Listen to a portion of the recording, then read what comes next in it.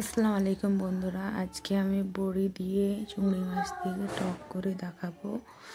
কি হলো পাপা? নিয়ে নিলাম ডাল, পিষে নিলাম খেসারি ডাল, তাতে আদা দিলাম আর হলুদ গুঁড়ো, লঙ্কা গুঁড়ো, নুন সব কিছু মাখিয়ে নেব। কড়াতে তেল দিয়ে দেবো।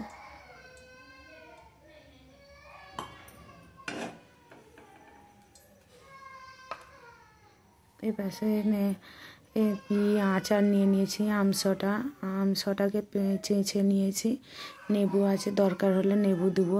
পাশে ডাল করে রেখেছি, সব কিছু এটা আলাদা রেখে দেবো। মাখিয়ে রেখেছিলাম যে ওইটা নিয়ে নিলাম, নিয়ে ছোট্ট ছোট করে বড়ি বানাবো। ছোট্ট ছোট করে ফুরোলির মতন বানিয়ে নেব।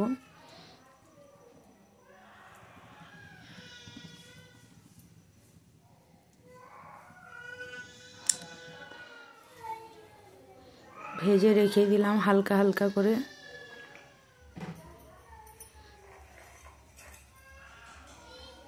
এবার পেঁয়াজ দিয়ে দিলাম। পেঁয়াজটা লাল হয়ে গেছে, কাঁচা লঙ্কা দিয়ে দিলাম।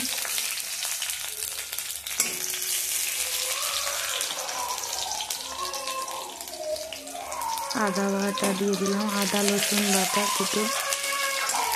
টকে দেয়নি, এবার আমি দিলাম।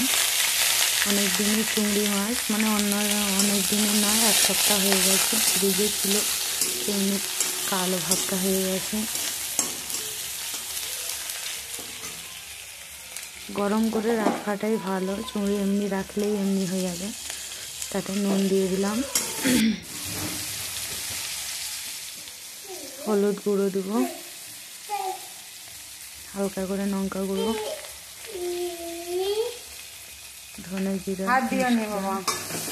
বড়ি আর কিছু দেবো না। বড়ি যদি খাবে তো লাও। ভালো করে এটাকে এবার এটা জল দিয়ে দিলাম হালকা করে।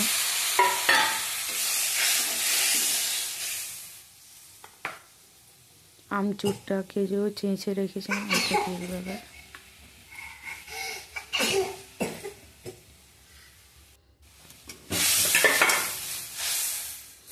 এবার সর্ষে বাটাটা দিয়ে দেবো।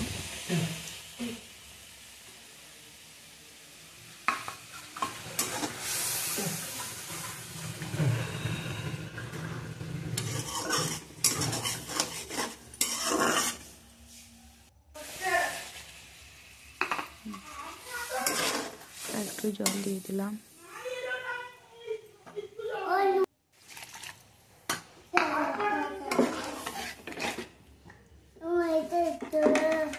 ফুটে গেলে তখন বড়ি ছাড়বো, এখন দেবো না। ফুটে গেছে, আবার দিয়ে দেবো বড়ি। এই তো যাচ্ছি। টক করলে জলটা বেশি করে দেবেন, আর বড়িতে জল টেনে নেয়, জলটা একটু বেশি দিতে হবে। ফুটে গেলেই নিয়ে নেব। একটু উপরে দিয়ে সর্ষে তেল দিয়ে দেবো।